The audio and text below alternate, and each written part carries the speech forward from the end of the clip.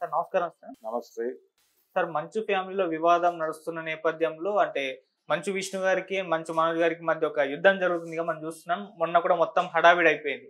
ఈ నేపథ్యంలో మంచు విష్ణు గారు తన ట్విట్టర్‌లో ఒక ట్వీట్ చేసి ఒక డైలాగ్ పెట్టారు. ఆయన నటించిన 'రౌడీ' సినిమాలోని ఒక డైలాగ్. అందులో వీధి కుక్కకి సంబంధించి ఒక డైలాగ్ ఉంటుంది సార్. ఇప్పుడు మంచు మనోజ్‌నే ఉద్దేశించి ఈ ట్వీట్ చేశాడు. ఆ డైలాగ్ కూడా మంచు మనోజ్‌కి సంబంధించే ఉంది. ఆయన్ని కుక్కతో అంటే పోల్చి చూపించడానికి ఈ విధంగా మంచు విష్ణు గారు ట్వీట్ చేశారు అని చెప్పేసి రకరకాలుగా మాట్లాడుకుంటున్నారు సార్. మరి ఆ డైలాగ్‌లో ఏముంది? నిజంగా మంచు మనోజ్ గారిని ఉద్దేశించి ఈ రకంగా మంచు విష్ణు గారు ట్వీట్ చేశారా? మరి మీరేం చెప్తారు సార్? అంటే ఒకటి ప్రాపర్‌గా తిరుపతిలో ఎస్టాబ్లిష్ అయిన ఫ్యాక్ట్ ఏంటంటే, వాళ్ళ కుటుంబంలో కాన్షియస్‌గా ఒక వైరం ఉంది అన్నదమ్ముల మధ్య హ్మ్. అనేది ఎస్టాబ్లిష్ అయింది. రెండోది మనోజ్‌ని థ్రెట్‌గా ఫీల్ అవుతున్నారు వాళ్ళు అనేది ఎస్టాబ్లిష్ అయింది. మనోజ్ కూడా వాంటెడ్‌గానే నన్ను గెంటేస్తున్నారు ఇక్కడి నుంచి అని చెప్తున్నాడు. చెప్పడంతో పాటు ఆయన ఎడ్యుకేషనల్ ఇన్స్టిట్యూషన్స్‌కి సంబంధించి జరుగుతున్న కొన్ని తప్పుల్ని కూడా ఎత్తి చూపించే ప్రయత్నం చేశాడు. ఓపెన్‌గానే మీడియా ముందు హ్మ్. చెబుతూ వీటన్నిటిలోనూ నేను భాగస్వామిని అయిపోతానేమో అనే ఒక భయం ఉంది. నేను రెగ్యులర్‌గా విజిట్ చేస్తూనే ఉంటాను. నన్ను లోపలికి పంపించకపోయినా నాకు ఒక బాధ్యత ఉంది అన్న టోన్‌లో ఆయన మాట్లాడింది కొంచెం ఇబ్బంది పెట్టుండొచ్చు. ఆ ఇబ్బంది పెట్టడం వలన ఇప్పుడు ఇలా ఆయన ట్వీట్ చేసుంటాడు. ఓకే. అంటే గొడవ ఉంది వాళ్ళిద్దరి మధ్య అనేది ఎస్టాబ్లిష్ అయిపోయిన ఫ్యాక్ట్. ఇప్పుడు హ్మ్.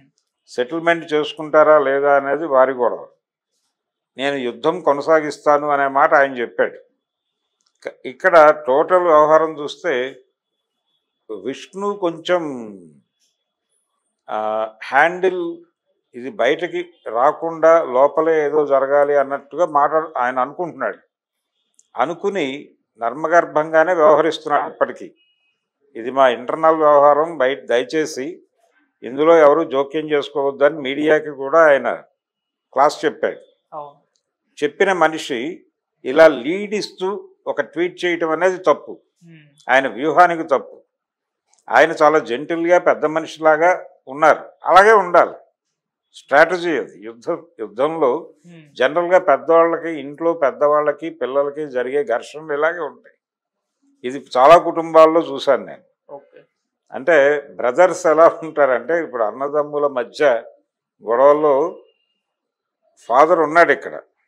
లేని సందర్భాల్లో జరిగే గొడవల్లో అన్నలు లీడ్ తీసుకుని గ్రాంటెడ్గా తమ పెద్దరికాన్ని ఎస్టాబ్లిష్ చేస్తూ వీళ్ళు చేసిన కొన్ని మిస్టేక్స్ని ఎప్పటికప్పుడు ప్రపంచం దృష్టిలో పెడుతూ వీళ్ళకి చేత కాదు హ్యాండిల్ చేయటం అనే ముసుగులో వాళ్ళని అలా ఉంచేసి మొత్తం కూడా తమకు అనుకూలంగా వ్యవహారం నడుపుకుంటూ నష్టాలు వచ్చినప్పుడు మాత్రమే వీళ్ళని భాగస్వాముల్ని చేస్తూ అలా నడుస్తుంది. అది తెలిసి కాదనలేని పరిస్థితి. సమాజంలో ఆల్రెడీ ఒక ఎస్టాబ్లిష్మెంట్ ఉంటుంది అభిప్రాయాలకు సంబంధించి. ఇతను దుందుడుకువాది, ఇతను ఊరికనే ఏడిపిస్తాడు, ఇతను డబ్బులు తీసుకెళ్ళి దుబారా చేస్తాడు, ఇలాంటి మాటలన్నీ అతని క్యారెక్టర్ అసాసినేషన్ జరిగిపోతుంది. ఏది పర్టికులర్గా బంధువుల దగ్గర. ముందు బంధువుల దగ్గర మొదలుపెట్టి సమాజానికి వ్యాప్తి చేస్తాడు. వ్యాప్తి చేసిన తర్వాత ఇతను యారగంటు, ఇతను కుటుంబంతో కలిసి ఉండడు, ఇతను కొంచెం కుటుంబం కష్టాల్లో ఉన్నప్పుడు పట్టించుకోడు, ఇలాంటి రకరకాల వార్తలు. దుబారా మనిషి, డబ్బు ఖర్చు పెట్టేస్తాడు, రెస్పాన్సిబుల్గా ఉండడు, వ్యాపార బాధ్యతలు నిర్వహించడు, ఇలాంటి వార్తలన్నీ స్ప్రెడ్ చేసేసి వాళ్ళని కార్నర్ చేసి సరెండర్ చేసుకోవటం ప్రోగ్రాం. సరెండర్ అయితే ఓకే, సరెండర్ కాకపోతే ఏం చేయాలి అనేది అప్పుడు ఆలోచిస్తారు. ఇది చాలా కుటుంబాల్లో అన్నలకి తమ్ముళ్ళకి మధ్య జరిగే గొడవ. ఇక్కడ కొన్ని సందర్భాల్లో తమ్ముళ్ళు సరెండర్ అయ్యి అక్కడ వరకు సరెండర్ అయ్యి కొంతకాలం నడిపి అందరి మనసులు మళ్ళీ చూరగొని ఇతను మారాడు కదా, మరి అతనికి ఇచ్చేస్తే పద్ధతిగా ఉంటుంది కదా అని పబ్లిక్ ఒపీనియన్ బిల్డ్ చేసుకుని తద్వారా కొంత నేను ఇంత కష్టపడ్డాను, ఇంతకాలం దీన్ని ఇబ్బంది కాకుండా నీ నుంచి కూడా కాపాడటానికి నేను కష్టపడ్డాను, అందుకని నాకు కొంచెం ఎక్కువ ఎడ్జ్ రావాలి అని చెప్పి ఆ పంపకాలలో అన్నగారు కొంచెం ఎడ్జ్ తీసుకుని ఏదో మేరకు తమ్ముళ్ళకు పంచిపెట్టే ప్రయత్నం చేస్తాడు. ఇది సహజంగా జరిగేది. ఇక్కడ కూడా అలాంటిది ఏదో జరగాలి. ఇప్పుడు ఈయన వ్యూహాత్మకంగా వ్యవహరిస్తున్నాడు. మంచు విష్ణు ఇతని విషయంలో వ్యూహాత్మకంగా వ్యవహరిస్తూ వచ్చాడు ఇప్పటిదాకా. కానీ నిన్న ఆయన తిరుపతిలో వెళ్ళినప్పుడు వాళ్ళ బౌన్సర్లు గోడ దూకి రావటము, గోడ ఇక్కడ దాడి చేసి మళ్ళీ అటు దూకేయటం, ఈ విన్యాసాలు చూసాం. ఈ విన్యాసాలకు సంబంధించిన వీడియోలు పోలీసులే ప్రదర్శించిన సందర్భం చూసాం. పోలీస్ స్టేషన్ దగ్గర గొడవ జరిగింది. అలాగే తనకి నోటీసులు సర్వ్ చేయటము, ఇదంతా ఒక ప్రెజర్తో జరిగింది. ఈ మొత్తం ఎపిసోడ్ చివరికి ఆయన వాళ్ళ తాతగారు అలాగే వాళ్ళ నాయనమ్మల సమాధుల దగ్గరికి వెళ్ళి అక్కడ కూడా ఇబ్బందికర పరిస్థితులు ఎదుర్కొని బయటకు రావటం, ఎంత టైం ఎక్కడుండాలో వాళ్ళు చెప్పటం, ఇవన్నీ కూడా అతన్ని కార్నర్ చేసేటువంటి కార్యక్రమాలు. ఎందుకు చేస్తున్నారు? అంతకు ముందు రోజేమో భోగి రోజు ఆయన మేము రమ్మన్నాము అతన్ని, మనోజ్ని, వాడు వస్తాడో రాడు అన్నట్టుగా ఒక నిర్వేదం అభినయించాడు ఆయన, మోహన్ బాబు గారు. తీరా వస్తేనేమో జరిగింది ఇది. వాళ్ళు ప్రొటెక్షన్ పెట్టుకుని ఈయన నుంచి ఏదో జరుగుతోంది అనేది ఎస్టాబ్లిష్ చేసే ప్రయత్నం చేస్తున్నారు. అందుకోసం ఎక్కువ కష్టపడుతున్నారు అనేది కూడా ప్రజలకు ఎక్స్పోజ్ అవుతోంది. మొన్న తిరుపతిలో జరిగిన ఎపిసోడ్లో అతను దాడి చేస్తూ ఉండగా కంట్రోల్ చేయడానికి ప్రయత్నం చేయటం కన్నా కూడా దాడిని నివారించటం కోసం వీళ్ళు ఏదో ప్రయత్నం చేసినట్టుగా ఒక ఎస్టాబ్లిష్మెంట్ చేశారు. అది ఓపెన్గా కనిపిస్తోంది, ఏదో ఇంటెన్షనల్గానే జరుగుతోంది ఇది అని.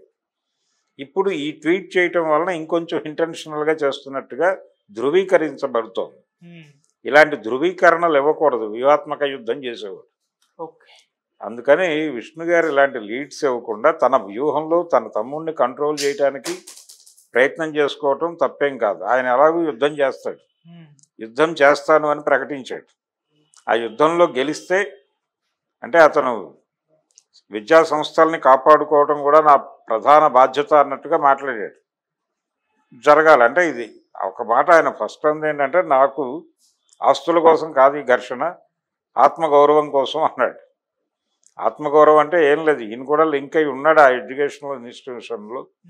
దాని నుంచి ఏదైనా జరిగితే నష్టాల్లో భాగస్వామిని చేస్తారు కానీ లాభాల్లో నాకు వాటాలు ఇవ్వట్లేదు, నన్ను పట్టించుకోవటం లేదు, లాంటిది ఏదో ఉంది ఒక ఇష్యూ. దానికి సంబంధించి ఒక క్లారిఫికేషనో క్లారిటీనో ఇచ్చేసి క్లోజ్ చేసేస్తే సరిపోతుంది. అది జరగాలి, అది సాటిస్ఫై అవ్వాలి, అది తృప్తికరంగా జరగాలి. అది జరగనంతకాలం ఈ డిస్ప్యూట్ నడుస్తూనే ఉంటుంది. ప్రపంచం అంతా అక్కడికి వెళ్ళి లోగోలు పెట్టడం, వాళ్ళతో మాట్లాడించటం, అవి సోషల్ మీడియాలో సర్క్యులేట్ అవ్వటం, మళ్ళీ కొంతమంది బాధ్యత తీసుకుని వాళ్ళతో మాట్లాడి ఆ వీడియోలు కొంచెం ఇబ్బందికరంగా ఉన్నాయి తీసేయండి అని బతిమాలుకోవటం. ఎందుకు వచ్చిన గొడవ ఇది?